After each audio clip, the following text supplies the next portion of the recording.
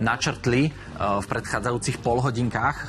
A tou témou samozrejme je aj to, a trošku posunieme túto tému ďalej, ja to tak robím veľkolepo, že či sa dá vlastne to starnutie spomaliť, respektíve zastaviť ho určite nevieme, ale či sa dá spomaliť aj za pomoci karnozínu. Pani doktorka Renáta Lenártová, ktorá rovnako je klinická biochemička. Krásne dobré ráno. Krásne dobré ráno. Načrtnime si, čo je to karnozín. Hovorí sa údajne o látke storočia, tak je to naozaj tak?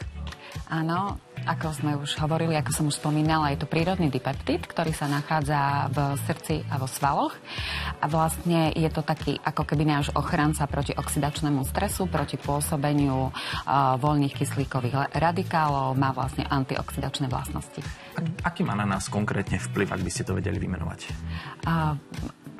Tá nerovnováha, ktorá vzniká práve pri oxidačnom strese, keď je vlastne pôsobenie antioxidačných mechanizmov a voľných kyslíkových radikálov v nerovnováhe, tak práve vstupuje na scénu karnozín so svojimi antioxidačnými mechanizmami a vlastne chráni nás aj pred starnutím, pretože možno si neuvedomujeme, organizmus začína už okolo 35.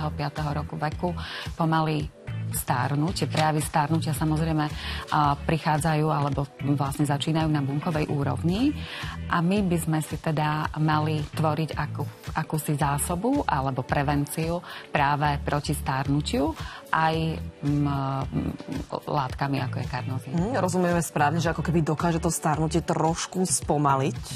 Určite áno, pretože práve zníženie tvorby enzymov, ktoré sa štartuje, a to zníženie takého energetického metabolizmu a svalovej výkonnosti sa práve zlepšuje pôsobením karnozínu. Poďme možno k tým mladším ľuďom, ktorí ešte nemajú teda tých 35 a viac. Aký má teda karnozín vplyv práve na ich telo? Je to vhodné aj pre nich?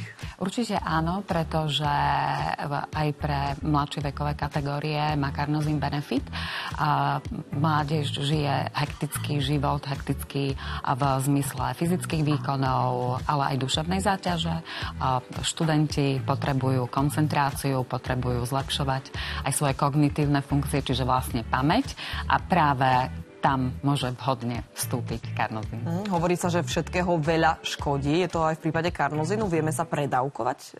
Predávkovať sa nevieme, určite optimálne používanie. A pri používaní iných liekov je vhodné poradiť sa s lekárom. Karnozín treba nejako pravidelne doplňať, alebo naše telo vie si s ním poradiť a niekde si ho uložiť? Treba ho pravidelne doplňať. Vlastne efekt nastáva po niekoľkých týždňoch, keď pociťujeme práve takú zdatnosť aj vo forme vitality, zníženej únavy a samotného komfortu životného. Toto je ten efekt asi, ktorý chce človek dosiahnuť, ale má aj nejaké vedľajšie účinky možné? Práve keď ste hovorili, že treba sa možno v nejakých prípadoch poradiť s lekárom. Nie sú známe vedľajšie účinky, ale je vhodné poradiť sa s lekárom individuálne.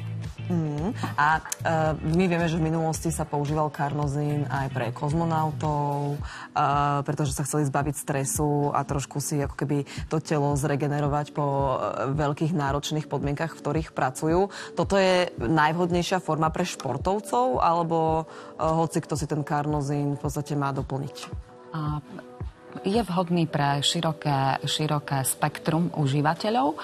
Určite pre športovcov je to výhodné kvôli rýchlejšej regenerácii, kvôli oddialovaniu, vlastne ukladaniu kyseliny mliečnej po takom náročnom tréningu.